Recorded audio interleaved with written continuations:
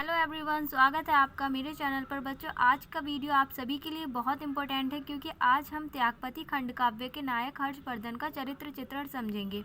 बच्चों, मैं आपको बता दूं कि ये क्वेश्चन बोर्ड परीक्षा में पूरे 5 नंबर का आता है। और ये किस तरीके से पूछा जाता है? त्यागपति खंड काव्य के नायक का चरित्र चित्रण कीजिए। और ये किन किन ज़िलों के लिए होता है बच्चों, तो मैं आपको बताती हूँ। ये होता है आगरा, गोरखपुर 2 बार लिख दिया है, गाज़ीपुर, बरेली, सुल्तानपुर, जालौन, लखीमपुर, गोंडा, शाहजहाँपुर, फिरोज़ाबाद, महाराजगंज, बाराबंकी। ये आदि ज़िलों के लिए बच्चों क्वेश्चन होता है। अगर आप इस तरीके से लिख देंगे जैसे मैंने लिखा है इसको हेडिंग वाइज, तो आपका एक भी नंबर बच्चों एग्ज़ाम में नहीं कटेगा। तो चलिए बहुत ही आसान भाषा में इसको शुरू करते हैं। हमें लिखना है सम्राट हर्षवर्धन जी के बारे में, इनका मतलब चरित्र चित्रण करना है। तो हम क्या लिखेंगे इसमें? त्यागपति खंड काव्य के नायक सम्राट हर्षवर्धन जी हैं। सम्राट हर्षवर्धन के चरित्र से संबंधित कई विशेषताएं हैं जो निम्नलिखित हैं। तो आपको क्या डालना है पहला हेडिंग? तो बच्चों फर्स्ट हेडिंग आपको डालना है एक आदर्श भाई।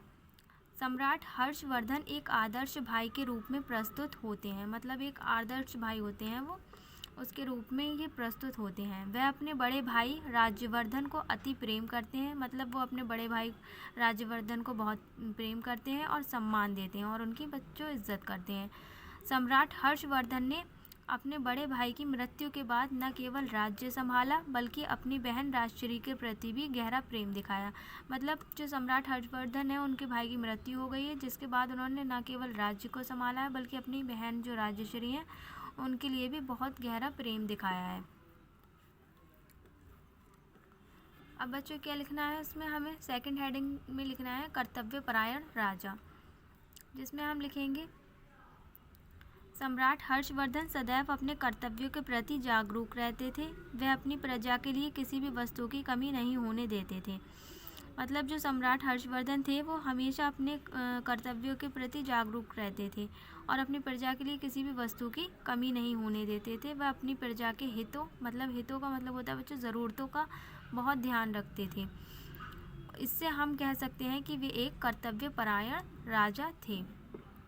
अब बच्चों हमें थर्ड हेडिंग में क्या लिखना है? तो हमें इसके थर्ड हेडिंग में लिखना है सच्चे वीर योद्धा, जिसमें हमें लिखना है महाराज हर्षवर्धन सच्चे अर्थों में एक श्रेष्ठ योद्धा थे। दुश्मन उनके सामने रुक नहीं पाता था। मतलब वो इतने पावरफुल राजा थे कि उनके सामने जो दुश्मन था वो रुक नहीं पाता था। उनके पराक्रम के आगे बड़े बड़े वीर जो थे झुक जाते थे। उनकी वीरता भारत के इतिहास में स्वर्णिम अक्षरों में अंकित है। मतलब जो उनकी वीरता है तो वो इतिहास में जो है वो बहुत ही स्वर्णिम अक्षरों में लिखी गई है।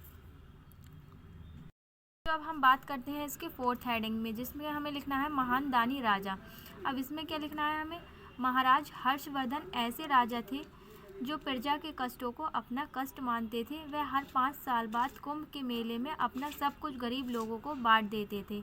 यहाँ तक कहा गया है कि वह अपनी बहन से मांगे हुए पुराने कपड़े पहनते थे। मतलब वो एक ऐसे दानी राजा थे जो अपना सब कुछ जो है गरीबों में बांट देते थे और अपनी यहाँ तक कि ये भी कहा गया है कि वो अपनी बहन से मांगे हुए कपड़े पहनते थे, जो महाराज हर्षवर्धन थे। अब बच्चों इसका निष्कर्ष जो निकल के आता है वो ये है, आपको निष्कर्ष में लिखना है हर्षवर्धन एक शक्तिशाली सम्राट, दयालु भाई और महान दानवीर थे। उनका जीवन हमें सिखाता है कि शक्ति का असली उपयोग दूसरों की सेवा और त्याग में है।